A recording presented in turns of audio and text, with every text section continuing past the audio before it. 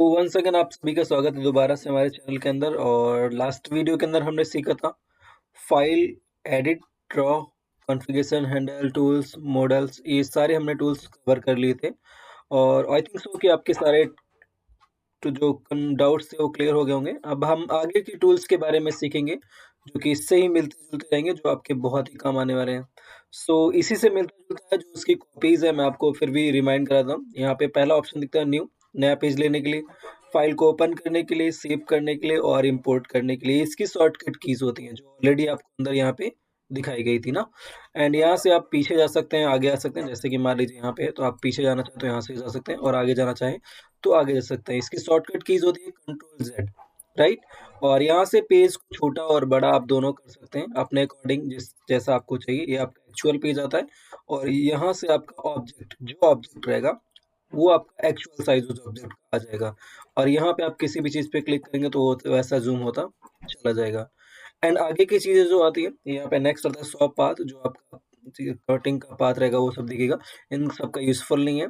और जो सबसे ज़्यादा यूज़फुल होता है, कई बार आपके भी काम आ सकता है, ये आता है प्रीव्यू देखने के लिए कि हमारा फ़ाइल कैसे कटने वाला है, राइट? तो मैं एक छोटी-सी पहले फ़ाइल ले लेता हूँ, देन मैं आपको दिखाता हूँ कि किस तरीके से आपका कटिंग का पाथ या फिर जो भी है प्रीव्यू, वो कैसे हमारा कटिंग करने वाला है, वो सारी चीज़ें दिखेंगी। तो ये है हमारा वो पाथ, है ना? तो इस पे क्लिक करेंगे तो यहाँ से पाथ, मतलब जो आपका कि लेज़र कहाँ से स्टार्ट होगी एंड उसके बाद कहाँ से किधर-किधर से जाएगी। तो ज़्यादा यूज़फुल नहीं है। इम्पोर्टेंट आपको हो सकता है ये प्रीव्यू देखने के लिए। इस पे क्लिक करना है, देन यहाँ पे सिमुलेशन पे क्लिक करना है ना? यहाँ पे स्पीड को कम-ज़्यादा आप कर सकते हो। सिमुलेशन में दिखाएगा कि कहाँ से कैसे स्टार्ट कटिंग होगी और क्या-क्या चीज़ें कटने वाली हैं। तो स्टार्ट पे क्लिक किया, तो पहला ऑब्जेक्ट हमारा ये, फिर उसके बाद ये, फिर इस तरीके से, इस तरीके से लेज़र हमारी जहाँ-जहाँ पे चलेगी। वो सारा हमारा पाथ इसके अंदर क्रिएट करता है। यहाँ से इसकी स्पीड को हम कम-ज़्यादा कर सकते हैं, है ना?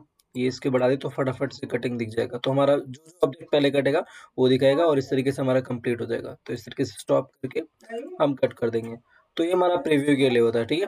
बाकी ये चीज़ें जो ऑटो ग्रुप करने के लिए, ग्रुप अनग्रुप करने के लिए कंट्रोल जी, जो आपको ऑलरेडी पता है, कंट्रोल यू, ये सारी चीज़ें आप यहाँ से कर सकते हैं। इसके बाद नेक्स्ट आता है उसी के नीचे प्रोजेक्टर के लिए और फाइल का साइज़ चेक करने के लिए कि हमारा ये साइज़ जो है कितना है, ऐसे इसमें कर सकते हो। और एम फॉर इसमें ये कैमरे के लिए इस्तेमाल होता है, जो कैमरा किट वाली लेज़र होती है, बाकी ये सारी चीज़ें ज़्यादा इस्तेमाल नहीं होती है। इन सब के लिए ऑर्डर करने के लिए, लाइन आउटर पिक करने के लिए, ब्लॉक को हैंडल्स करने के लिए इन सब चीज़ों का इस्तेमाल होता है ना? अलाइनमेंट के लिए ख़ास करके इस्तेमाल किया जाता है, जैसे लाइक अलाइन करने के लिए। ये आपका जो कट का ऑप्टिमाइज़्ड है ना? ऑर्डर को लेयर करने के लिए, जैसे मैंने आपको लास्ट वीडियो में बताया था, आपको अंदर से करना है या बाहर से करना है, तो ये इसकी शॉर्टकट कीज़ है, जो ऑलरेडी मैंने आपको हैंडल्स में बताई थी।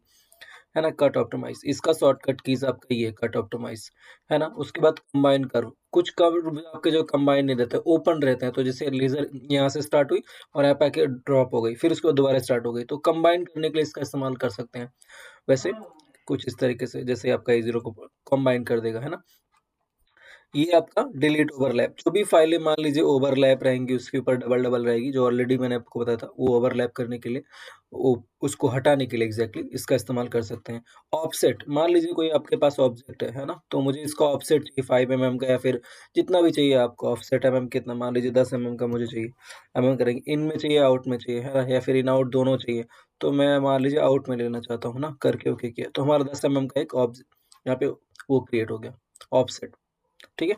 तो इस तरीके से इसका भी इस्तेमाल कर सकते हैं आप, है ना? उसके बाद नेक्स्ट हमारा आता है ये, इसका यूज़फुल नहीं डाटा चेक करने के लिए मैंने ऑलरेडी बताया कि क्रॉसिंग क्या है, ओवरलैपिंग क्या है, वो सारी चीज़ें आपका बता देगा कि हमारा इसके अंदर कितने एरर हैं, ओवरलैपिंग क्या है, क्लोज़ क्या है, वो सारा यहाँ पे आपका काम कर देगा, ठीक है?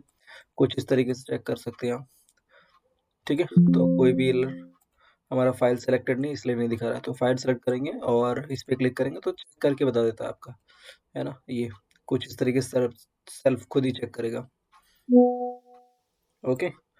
और यहाँ पे ये दिखा रहा है कि आपका जो है नो फाइंड अनक्लोज्ड डाटा, जो कर्व है, ऑटो क्लोज ओवर जो कर्व था वो उसमें भी 0 है, ठीक है? और सेल्फ क्रॉस चेक कर रहा है ये, हाँ? तो इस तरीके से आप अपनी फाइल को क्रॉस चेक कर सकते हो।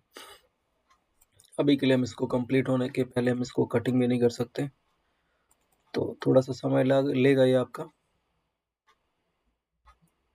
एक्चुअली फाइल को चेक करा जाता है कि आपका ओवरलैपिंग ना हो, जिससे लेज़र डबल बार वहाँ पे ना चले। ये खास करके ध्यान रखना होता है अपने सॉफ्टवेयर्स में। जब भी आप फाइल कोरलमेट बनाते हैं तो ओवरलैपिंग ज़रूर चेक करें, ताकि ऐसा ना हो कि भाई फाइल हमारी डबल बार वहाँ पे कटिंग होती है। तो नेक्स्ट हम आगे चलते हैं। आगे के जितने भी ये दिख रहे हैं 3-4 चीज़ें, इसका इस्तेमाल ज़्यादातर नहीं होता है। एंड उसके बाद जो इम्पोर्टेंट है वो आपका है साइज़ का। ये आपका मशीन जो पेज का साइज़ है, कि आपके ये जो है फ्रंट पे एक्स एंड वाई है, ये आपका किस जगह पे वो आपका पाथ को दिखाएगा, है ना? मान लीजिए इसके साइज़ को आपको चेंज करना है, जो हमारा ऑब्जेक्ट है ना?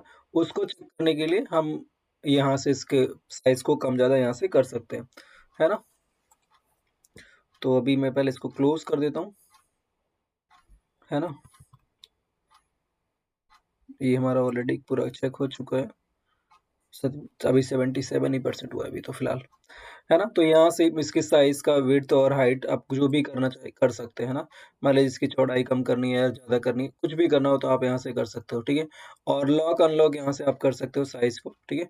मान लो आपको इसका साइज़ को अनलॉक करके अपने हिसाब से, या फिर ऑटो करना है तो दोनों आप यहाँ से कर सकते हो, ठीक है? ये आपका सेंटर पॉइंट दिखाता है, ये आपको इधर करने के लिए, यहाँ से रोटेट करने के लिए, जैसे मान लीजिए इसी को मुझे 45 डिग्री रोटेट करना है, तो करके मैं एंटर कर दूँगा, तो ये आपका 45 डिग्री टेढ़ा हो जाएगा, राइट? तो इस तरीके से आपकी यूज़फुल की चीज़ें हैं, तो ये होता रहेगा। एंड आगे आता है यहाँ पे ये अलाइन करने के लिए, ऑब्जेक्ट को अलाइन करने के लिए, सारी चीज़ें ऑब्जेक्ट को अलाइन करने के लिए, लेफ्ट राइट ये जो भी है, अप एंड डाउन, मिडल में जो भी है, सारा चीज़ें अलाइन करने के लिए, ये भी आपका ऑब्जेक्ट को कोने में ले जाना है, या फिर इस तरफ कोने में ले जाना है, या इस तरफ कोने में, या फिर सेंटर में, या लेफ्ट में, या राइट में, जो भी है आपका अप एंड डाउन, जहाँ पे भी क्लिक करेंगे वहाँ पे आ जाएगा आपका ऑब्जेक्ट, ठीक है? सो ये अभी क्रॉस चेक अभी लगातार चल ही रहा है, तो आगे बढ़ते हैं हम लोग। तो अभी तक हमारा ऊपर के जितने भी टूल्स थे ऑलमोस्ट हमने सारे ये टूल्स कवर अप कर लिए हैं, राइट? एंड नेक्स्ट आता है हमारा ये पहला पॉइंट, यहाँ इसको हम बोलते हैं सेलेक्ट पॉइंट। बिना इसको सेलेक्ट किए आप किसी भी ऑब्जेक्ट को इधर-उधर नहीं ले जा सकते। किसी को भी उधर-उधर ले जाना है तो आप ये टूल सेलेक्टेड होना चाहिए, राइट? सबसे इम्पोर्टेंट है, ठीक है? तो इसका इस्तेमाल ज़्यादा होता है। ये आता है एडिटिंग के लिए, एडिट नोड, नोड को एडिट करने के लिए। इस पे क्लिक करेंगे तो आपका देखिए नोड बन गया। नोड पे क्लिक करके आप इस तरीके से ऑब्जेक्ट को अपने एडिट कर सकते हो। इसका है ना? तो मैं अभी फ़िलहाल कंट्रोल ज़ेड कर लेता हूँ, पुराना जो हमारा था, और हम इसको कोई नई फ़ाइल ले लेते हैं। इसको डिलीट करके हम कोई नई फ़ाइल इम्पोर्ट कर लेते हैं। मान लीजिए मैंने गणेश जी की एक फ़ोटो ले ली, ठीक है?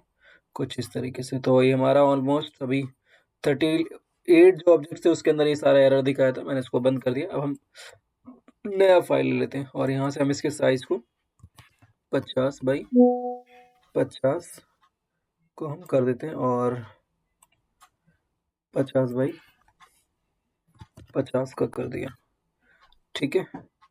तो ये हमारा साइज़ एग्ज़ैक्ट आ जाएगा, और बड़ा चाहिए तो आप यहाँ से भी इसको खींच के भी बड़ा कर सकते हैं, है ना? और इसको सेंटर करने के लिए मैंने आपको ऑलरेडी बताया था, यहाँ से सेंटर कर सकते हैं। ठीक है? इस तरीके से सेंटर कर सकते हो। एंड उसके बाद आता है यहाँ पे लाइन, इस तरीके से कुछ लाइन ड्रॉ करना था चाहते हो, या फिर इस तरीके से कुछ ऑब्जेक्ट ऐसा बनाना चाहते हो, तो आप इस चीज़ों का इस्तेमाल कर सकते हो। यहाँ से इसको कुछ इस तरीके से ऑब्जेक्ट, या फिर कुछ भी बनाना चाहते हो। मैं फ्रेश पेज ले ले रहा हूँ, है ना? मान लो कुछ ऑब्जेक्ट इस तरीके से बनाना चाहते हो आप, या कुछ पंखड़ी वगैरह कुछ भी बनाना चाहते हो, तो वो सारी चीज़ें आप यहाँ से बना सकते हो। मतलब एडिटिंग का काम इसमें थोड़ा बहुत आप कर सकते हो। बॉक्स बनाना चाहते हो तो बॉक्स इस तरीके से बना सकते हो। उसके बाद सर्कल बनाना है तो सर्कल बनाने के लिए आप इस ऑब्जेक्ट का इस्तेमाल कर सकते हो। हाँ, सबसे इम्पोर्टेंट ज़्यादातर होता है कोई टेक्स्ट लिखना, कोई नाम लिखना, कुछ प्रिंट करना है, किसी का ब्रांडिंग करना है, तो F5 पे क्लिक करना और बीच में आकर के ऑब्जेक्ट पे क्लिक करना है। तो इस तरीके से आपके फंक्शन खुल जाएगा, और यहाँ पे आप कुछ भी जो भी टेक्स्ट टाइप करेंगे वो यहाँ पे आ जाएगा। ठीक है? यहाँ पे लिख करके इसके फ़ॉन्ट की स्टाइल अगर आपको चेंज करना है तो यहाँ से आप चेंज कर सकते हैं, कुछ भी क्लिक करके उसके साइज़ को, लाइन इस के बीच में स्पेस, कैरेक्टर के बीच में स्पेस कितने एमएम का चाहिए, कुछ भी जो चेंज करना है अपने अकॉर्डिंग यहाँ से आप कर सकते हो, एंड देन उसके बाद ओके कर देना, और इस तरीके से आपके सामने स्क्रीन पे वो ऑब्जेक्ट आ जाएगा, राइट? और इसको हम प्रिंट करना भी सीखेंगे कि किस स्पीड पे क्या प्रिंट करना होता है, कटिंग करने के लिए, स्कैनिंग करने के लिए, और नेक्स्ट वीडियो में हम लोग सीखेंगे।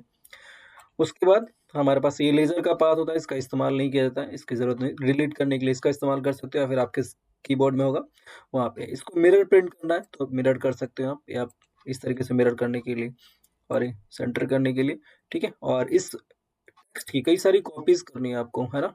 तो यहाँ से कर सकते हो। मान लीजिए एक्स में मुझे कितना चाहिए, मान लें मुझे एक्स में 5 चीज़ें चाहिए, 5 बार चाहिए लिखा हुआ ये, और उसके और नीचे में मुझे 2 ही चाहिए, और एक्स में जो स्पेस चाहिए मुझे 10 mm का चाहिए, और वाई में भी स्पेस चाहिए जो 10 mm का चाहिए। दोनों पे क्लिक करके मैं ओके करूँगा तो यहाँ पे ये देखिए इतने सारे इसके डुप्लीकेट्स बन गए। बहुत जल्दी हम बना लेंगे ना। इसको सेंटर करेंगे और दिखाएंगे आपको ये कुछ इस तरीके से। तो अगर आपको कई सारी मल्टीपल कॉपीज चाहिए तो आप इसका इस्तेमाल कर सकते हैं, राइट।